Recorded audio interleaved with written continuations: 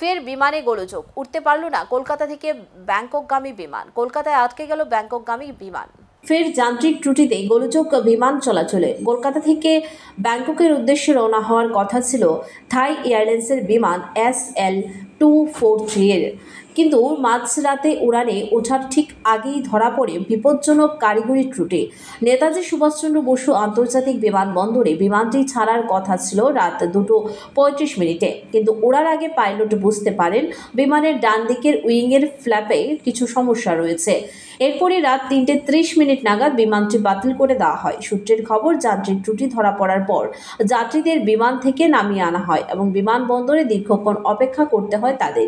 এই ঘটনায় যাত্রীদের মধ্যে তৈরি হয় ক্ষোভ এবং আতঙ্ক। সম্প্রতি একের পর এক বিমান কারিগরি ত্রুটি, যাত্রী সুরক্ষা নিয়ে উঠেছে বড় প্রশ্ন। থাই এয়ারলাইন্স কর্তৃপক্ষের পক্ষ থেকে অবশ্য এখনো পর্যন্ত কোনো আনুষ্ঠানিক বিবৃতি মেলেনি।